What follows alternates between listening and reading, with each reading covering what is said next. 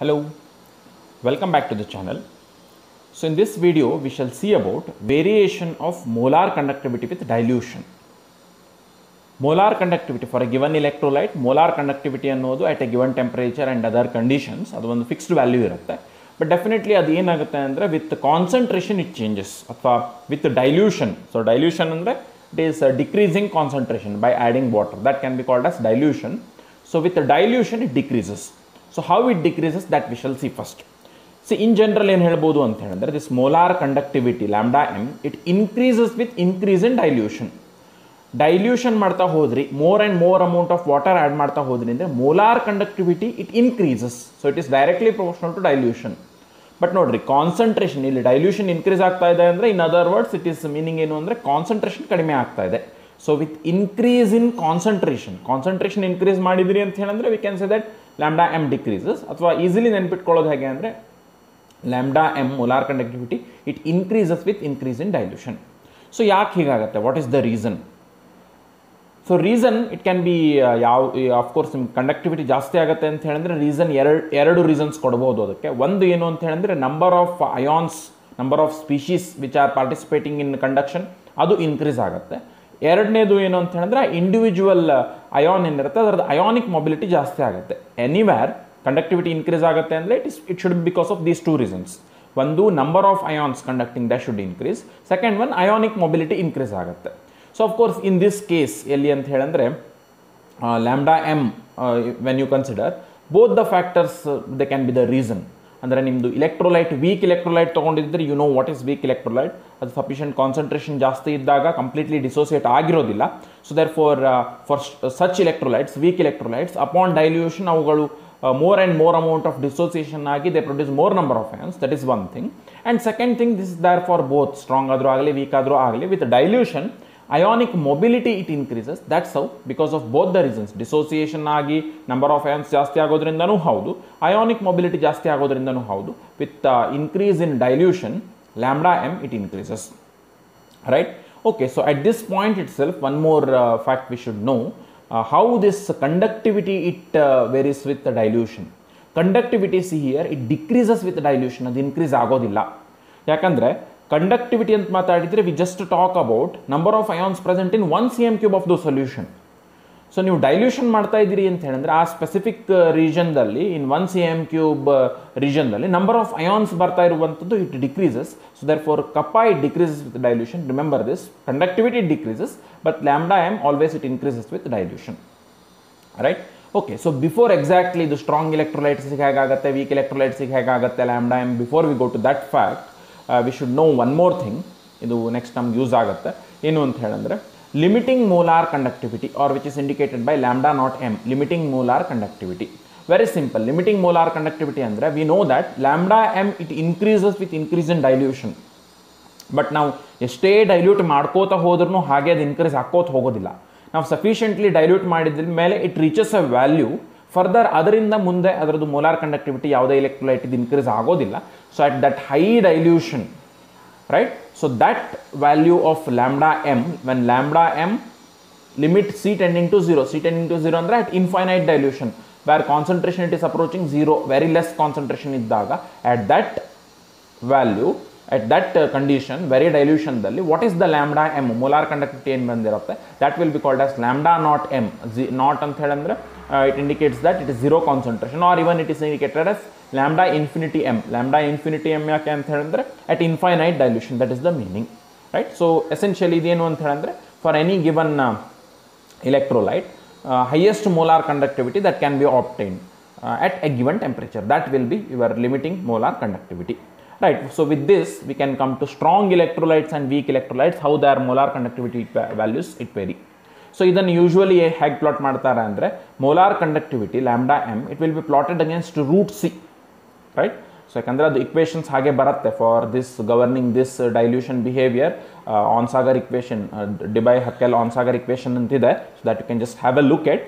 But ಏನು ಅಂತ ಹೇಳಿದ್ರೆ point when you take root C ಅದಕ್ಕೆ ಅದು ಸ್ಟ್ರೇಟ್ ಲೈನ್ ಪ್ಲಾಟ್ ಆಗುತ್ತೆ in case of strong electrolytes. And variation as you can see here.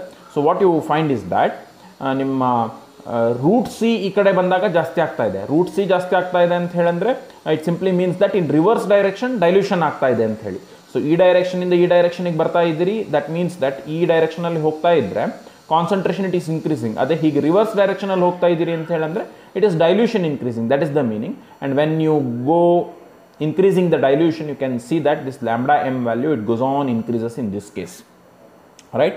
So but ನೋಡ್ರಿ, ಎಲ್ಲಿಯೋ ಒಂದು ಪಾಯಿಂಟ್ ತನಕ ಮಾತ್ರ ನಮಗೆ ಎಕ್ಸ್ಪೆರಿಮೆಂಟಲ್ಲಿ ಮೆಷರ್ ಮಾಡ್ಲಿಕ್ಕೆ ಆಗುತ್ತೆ, ಅದಕ್ಕಿಂತ ಬಿಯಾಂಡ್ ಮಾಡ್ಲಿಕ್ಕೆ ಆಗೋದಿಲ್ಲ. Let's say up to this point we have measured. ಅದಕ್ಕಿಂತ ಮುಂದೆ ಡೈಲ್ಯೂಟ್ ಮಾಡಿದರೆ ಏನಾಗುತ್ತೆ ಅನ್ನೋದು, ಇದು ಸ್ಟ್ರೇಟ್ ಲೈನ್ ಗ್ರಾಫ್ ಇರೋದ್ರಿಂದ ಸೊ ಇಲ್ಲಿ root C at zero dilution ಅಥವಾ ಸಾರಿ ಅಟ್ ಝೀರೋ ಕಾನ್ಸಂಟ್ರೇಷನ್ ಬೇಕು ಅಂತ ಹೇಳಿದ್ರೆ we can just extrapolate this graph. So ಇಲ್ಲಿ ಇದು ಎಲ್ಲಿ ಮೀಟ್ ಆಗುತ್ತೆ that will be taken as lambda naught M for corresponding electrolyte. For example HClಗೆ this point it will be taken as lambda naught M. For NaCl this point it will be taken as lambda naught m. So in case of strong electrolyte, this lambda naught m anna easily just by extrapolating the graph of root c versus lambda m easily you can find out. But for weak electrolytes the nature of graph it is not this straight, ಹೀಗಿರೋದಿಲ್ಲ. ಹೇಗಿರುತ್ತೆ ಅಂತ ಹೇಳಿದ್ರೆ this curved ಈ ಥರದ್ದು ಇಲ್ಲೇನು graph ನೋಡ್ತಿರಲ್ಲ ಈ ಥರ ಇರುತ್ತೆ. So ನಾವು ಈ ಥರ ಗ್ರಾಫ್ ಇದೆ ಅಂತ ಹೇಳಿದ್ರೆ extrapolation it will not be possible. Extrapolate ಮಾಡಿ ಲ್ಯಾಂಬ್ಡಾ ನಾಟ್ ಎಮ್ ಕ್ಯಾಲ್ಕುಲೇಟ್ ಮಾಡಲಿಕ್ಕೆ ಆಗೋದಿಲ್ಲ. So lambda naught M for weak electrolytes therefore it will be worked out using Kohlrausch's law. How it can be done that we shall see. Another point ನೀವು ಇನ್ನೊಂದು ಏನು ನೋಡ್ಬೋದು ಅಂತ ಹೇಳಿದ್ರೆ, ಇಲ್ಲಿ ನಿಮಗೆ ನೀವು ಡೈಲ್ಯೂಷನ್ ಮಾಡ್ತಾ ಇದ್ದಾಗ ಅಂದರೆ ಈ ಡೈರೆಕ್ಷನ್ ಹೀಗೆ ಬರ್ತಾ ಇದ್ದಾಗ ಎಕ್ಸ್ಟೆಂಟ್ ಆಫ್ ಇನ್ಕ್ರೀಸ್ ಅಷ್ಟು ಇಲ್ಲ. Extent of increase it will be less. Reason ಏನು ಅಂದರೆ strong electrolyte at any concentration, even at one sufficient concentration dalli, sufficiently high concentration dallu we consider that strong electrolyte they undergo complete dissociation. So illi namge mainly idu conductivity increase agodu or molar conductivity increase agodu with increase in dilution, it is because of increase in ionic mobility. But ಇಲ್ಲಿ weak electrolytes ತೊಗೊಂಡ್ರೆ ಹಾಗಾಗೋದಿಲ್ಲ. Weak electrolytes ತೊಗೊಂಡಾಗ ಏನಾಗುತ್ತೆ ಅಂತ ಹೇಳಿದ್ರೆ ಎಟ್ ಒಂದು ನೀವು particular ಕಾನ್ಸಂಟ್ರೇಷನಿಗೆ ಬಂದ್ರಿ, ಸ್ವಲ್ಪ ಲೋ ಕಾನ್ಸಂಟ್ರೇಷನ್ ರೀಜನಿಗೆ ಬಂದ್ರಿ ಅಂತ ಹೇಳಿದ್ರೆ ಅಫ್ಕೋರ್ಸ್ ಲೋ ಕಾನ್ಸಂಟ್ರೇಷನ್ ರೀಜನ್ ಅಂತ ಹೇಳಲ್ಲ, ಕಾನ್ಸಂಟ್ರೇಷನ್ ಕಡಿಮೆ ಮಾಡ್ಕೋತ ಬಂದ ಹಾಗೆ weak electrolytes they undergo more and more dissociation. At low concentration region they tend to undergo, ಅವು ಜಾಸ್ತಿ ಡಿಸೋಸಿಯೇಟ್ ಆಗಿ ಜಾಸ್ತಿ ನಂಬರ್ ಆಫ್ ಅಯಾನ್ಸ್ ಅನ್ನು ಪ್ರೊಡ್ಯೂಸ್ ಮಾಡುತ್ತೆ. ಸೊ ಹಾಗಾಗಿ ನಿಮ್ಗೆ ಇಲ್ಲಿ ಗ್ರಾಫ್ ಹೇಗಿದೆ ನೋಡ್ರಿ, ದ ನೇಚರ್ ಆಫ್ ಗ್ರಾಫ್ ಒಂದು ನಿಮಗೆ ಇದಕ್ಕಿಂತನೂ steep increase ಇದೆ, ಅಂದರೆ sharp increase you can find in this case, and it is because of this reason.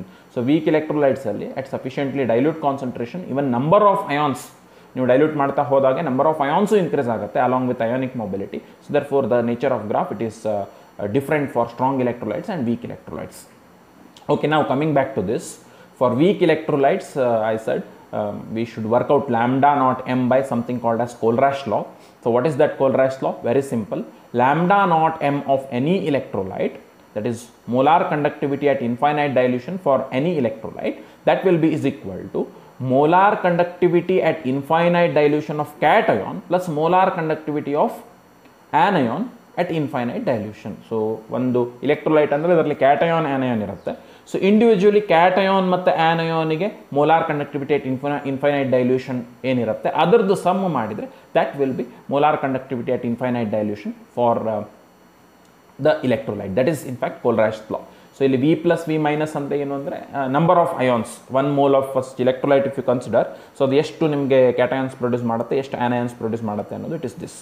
C how it can be applied to say simple electrolyte like NaCl, lambda naught m of NaCl it can be said to be, ಇಲ್ಲಿ ions use ಮಾಡಿದ್ರೆ small lambda use ಮಾಡಿದ್ದೇವೆ, this is capital lambda, lambda naught of Na plus plus lambda naught of Cl minus. So NaCl ಒಂದೊಂದೇ ಕೊಡೋದ್ರಿಂದ ಮತ್ತೇನು multiply ಮಾಡೋ ಅವಶ್ಯಕತೆ ಬರೋದಿಲ್ಲ. Whereas when it comes to this lambda naught m of say Al2SO4 thrice aluminum sulfate, so 2 Al3 plus ions produce ಮಾಡೋದ್ರಿಂದ this will be equal to 2 into lambda naught of Al3 plus 3 sulfate ions produce ಆಗೋದ್ರಿಂದ 3 into lambda naught of SO4 2 minus. So this is how using Kohlraasch law we can express molar conductivity at infinite dilution for any given electrolyte. So ಇದೇನು strong ಎಲೆಕ್ಟ್ರೋಲೈಟಿಗೆ ಬರಿಬೇಕಂತಿಲ್ಲ, this can be even applied to weak electrolytes and exactly speaking ಇದು more applicable to more relevant to weak electrolytes than strong electrolytes. Okay, applications, there are many applications. In that one very important application I am just considering in this video, applications of Kohlraasch law. First one, as I mentioned earlier, lambda naught m of weak electrolytes, this we cannot work it out from graph. As strong ಇಲೆಕ್ಟ್ರೋಲೈಟ್ಸಿಗೆ ಹೇಗೆ work ಮಾಡ್ತೇವೆ ಎಕ್ಸ್ಟ್ರಾಪೊಲೇಷನಿಂದ, so that method is not applicable, ಯಾಕಂದರೆ nature of graph it is different. So ಹಾಗಾಗಿ ಏನು ಮಾಡ್ತೇವೆ ಅಂದರೆ using Kohlrausch's law lambda naught M of weak electrolytes it will be worked out. So ಹಾಗೆ just one illustration I take, this is most common illustration, ಈ ಕೇಸಲ್ಲಿ ತಗೊಳ್ಳುವಂಥ most common illustration this one. Let's say we want to work out this lambda naught M of acetic acid, molar conductivity at infinite dilution for acetic acid work out ಮಾಡಬೇಕು ನಮಗೆ. But acetic acid weak electrolyte from graphical method extrapolation method it is not possible. ಅದಕ್ಕೆ using Kohlrausch law ಅದನ್ನು work out ಮಾಡ್ತೇವೆ. ಹೇಗೆ ನೋಡಿರಿ, lambda naught M of H C L ನಮಗೆ work out ಮಾಡಲಿಕ್ಕೆ ಬರುತ್ತೆ. ಇಟ್ಸ್ ಸ್ಟ್ರಾಂಗ್ ಇಲೆಕ್ಟ್ರೋಲೈಟ್ ಇರೋದ್ರಿಂದ we can find it out experimentally by graphical method. Similarly sodium acetate ಕೂಡ ಅದು strong electrolyte. Salt of weak acid it is strong electrolyte, ಇದರದ್ದು ನಮಗೆ calculate ಮಾಡಲಿಕ್ಕೆ ಬರುತ್ತೆ. Lambda naught of NaCl molar conductivity at infinite dilution, ಇಲ್ಲೆಲ್ಲ M miss ಆಗಿದೆ, but it is understood that it is lambda naught M of NaCl. ಅದನ್ನು ಕೂಡ ನಮ್ಗೆ ಏನು ಮಾಡ್ಲಿಕ್ಕೆ ಬರುತ್ತೆ ಅಂದರೆ ಎಕ್ಸ್ಪೆರಿಮೆಂಟಲಿ ಫೈಂಡ್ ಔಟ್ ಮಾಡ್ಲಿಕ್ಕೆ ಬರ್ತಾ ಇದೆ. ಸೊ ಇದು ಈಗ ಸದ್ಯಕ್ಕೆ ಬೇಡ. ಸೊ ನಮ್ಗೆ ಇದು ಮೂರು ಗೊತ್ತಿದೆ. ಅವರ್ ಪ್ರಾಬ್ಲಮ್ ಇಸ್ ನಾವು ಇದು ವರ್ಕೌಟ್ ಮಾಡಬೇಕು. Lambda naught M of acetic acid, we know lambda naught M of HCl, lambda naught M of CH3CON and lambda naught of M of NaCl. ಇದಿಷ್ಟು ನಮ್ಗೆ ಗೊತ್ತಿದೆ, ಇವು ಮೂರು ಗೊತ್ತಿದೆ.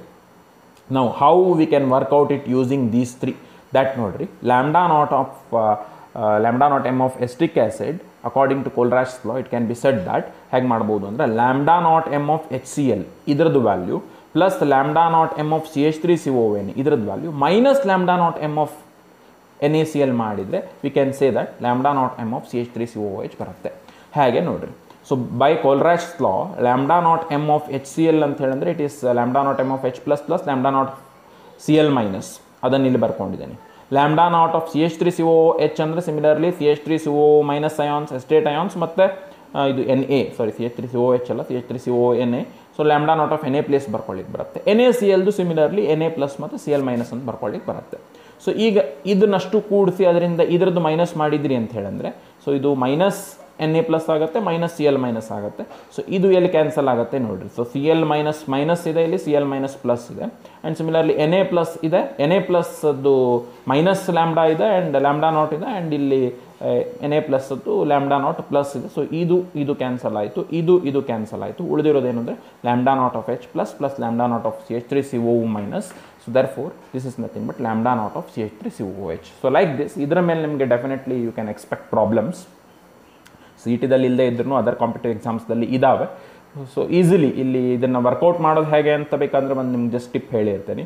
ಲ್ಯಾಂಬ್ಡಾ ನಾಟ್ ಆಫ್ CH3COH ಬೇಕು ಅಂದರೆ CH3CO ಮೈನಸ್ ಅಯಾನ್ದು ಬೇಕು, H plus ಅಯಾನ್ದು ಬೇಕು. ಫಸ್ಟ್ CH3COH ಅಯಾನ್ಸ್ದು ಎಲ್ಲಿ ಸಿಗುತ್ತೆ ನೋಡಿರಿ, ಅದರದ್ದು ನಿಮಗೆ ಇಲ್ಲಿ ಸಿಗುತ್ತೆ. ಸೊ ಇದನ್ನು ನಾನು ಇಲ್ಲಿ ಬರ್ಕೊಂಡೆ, ಪ್ಲಸ್ ಬರ್ಕೊಂಡೆ. ಆಮೇಲೆ H ಪ್ಲಸ್ ಎಲ್ಲಿ ಸಿಗುತ್ತೆ ಅಂದರೆ HClದಲ್ಲಿ ಸಿಗುತ್ತೆ. ಸೊ ಅವೆರಡನ್ನು ಬರ್ಕೊಂಡೆ. ಸೊ ಅವೆರಡು ಬರ್ಕೊಂಡ್ರೆ ನನಗೆ H ಪ್ಲಸ್ದು ಸಿಕ್ತು, CH3CO ಮೈನಸ್ ಸಿಕ್ತು. ಬಟ್ ನನಗೆ ಅದ್ರ ಜೊತೆಗೆ Na ಪ್ಲಸ್ ಮತ್ತು Cl ಮೈನಸ್ದು ಕಂಡಕ್ಟಿವಿಟಿ ಬಂದುಬಿಟ್ಟಿದೆ, ಅದು ಬೇಡ ನನಗೆ. So Na plus Cl minus ಮಾಡಬೇಕು ಅಂದರೆ ಮೈನಸ್ NaCl ಮಾಡಿದೆ ಅಂತ ಹೇಳಿದ್ರೆ I can easily achieve the lambda naught M of CH3COOH. Right, so this is how using Kohlrash's law we work out lambda naught m or molar conductivity at infinite dilution for weak electrolytes. Hope this has helped you in understanding a variation of molar conductivity and along with that application of Kohlrash's law in working out electrolytic conduction of molar conductivity at infinite dilution of weak electrolytes. So hope this video it has helped you understanding all these concepts. Thank you for watching this video. Thank you again.